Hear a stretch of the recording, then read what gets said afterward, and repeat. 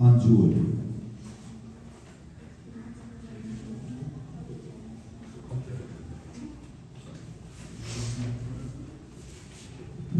धेरै धन्यवाद कार्यक्रम सञ्चालकज्यू, त्यसैगरी यहाँ उपस्थित, त्यसैगरी यस सभाका सभाध्यक्ष, प्रमुख अतिथि, विशिष्ट अतिथि लगायत मञ्चमा आसीन सम्पूर्ण आदरणीय व्यक्तिहरू, साथै उपस्थित आदरणीय गुरुवर्ग, साथीभाइ तथा प्रतिस्पर्धीहरूमा सर्वप्रथम कक्षा 9 मा अध्ययनरत छात्र अन्जु ओलीको तर्फबाट म न्यानो अभिवादन व्यक्त गर्न चाहन्छु।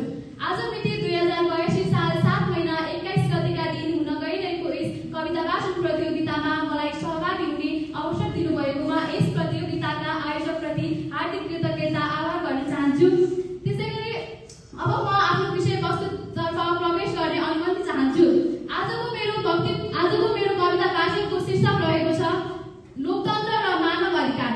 जनस्वरले गुञ्जित भयो राष्ट्र, दासत्वको छाया ढल्यो, स्वतन्त्रताको सूर्य उदय, नित्य धर्म नितान्त न्याय स्थायो, शक्ति अब प्रजासँग, शान्ति अधिकार र सम्मानको मेला, लोकतन्त्र त्यही अमूल्य सम्पदा जसले दुःख भुलाइ जीवन उज्यालो बनायो। लोकतन्त्र त्यही अमूल्य सम्पदा जसले दुःख भुलाइ जीवन उज्यालो बनायो। लोकतन्त्र र मानव अधिकार जनधर्मका गान हुन्, जहाँ जनता र जननी एउटै धर्म एउटै स्वरूपका प्राण हुन्, जहाँ नारीको स्वर गुन्जिन्छ निर्भय, जहाँ हरेकले पाइला चाल्छन् नमारेर कुनै पीडा र अजय। लोकतन्त्र केवल एक शासन मात्र होइन, जनआत्माको ज्योति, सत्यको तेज र धर्मको मोती हो। न राजा न मालिक, अब जनता स्वामी। लोकतन्त्र स्वतन्त्रता हाम्रो धर्म, समानता हाम्रो हामी। मानव अधिकार केवल एक शब्द मात्र होइन, हाम्रो जीवनको श्वास हो। जहाँ समानता बसोबास गर्छ त्यहाँ सम्मानको वास हो। यो त्यही ज्योति हो जसले संसारबाट अन्धकार हटायो, यो त्यही आँसु हो जसले संसार जगायो। तर विडम्बना रगतले लेखिएको संविधान रोइरहेछ रातभर, निर्मलाको आत्माले खोज्दैछ कहाँ गयो न्यायको स्वर। लोकतन्त्रको प्रदीप गरे पनि मनमा, जनताको आँसु पुस्ने कोही भएन, सत्य लुक्यो शासनको धनमा।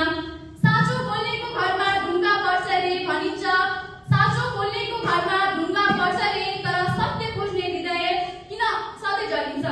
छोरीको अस्मितामा जब बज्छन् राजनीतिका बाजा, लोकतन्त्र रुँदै भन्छ अब मेरो लाज कता। जनताको शासन जनताकै हातमा रहोस्, मतको अमूल्य प्रदीप कहिले अप्रज्वलित नहोस्। न्यायको घन्टी गाउँ गाउँमा बजोस्, अब मानवताको फुल सधैँ मनभित्र फुलिरहोस्। यो माटोले चिनेको छ पीडाको गन्ध, तर आशाको दियो भने अझै छ अन्ध। भुइँ सुत्नेले पनि आकाश हेर्छ, त्यही आकाशमा उसले स्वतन्त्रताको प्रतीक देख्छ। जसरी सूर्यलाई छेकेर बादल टिक्दैन, सत्यको ज्योतिलाई पनि लुकाएर लुक्दैन।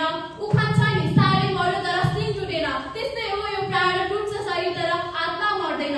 त्यसैले उठ ए नागरिक, स्मरण गर ती छातीहरू जसले तिमीलाई बोल्न दियो, स्मरण गर ती रगतका अक्षरहरू जसले यस राष्ट्रलाई स्वतन्त्र तुल्याइदियो।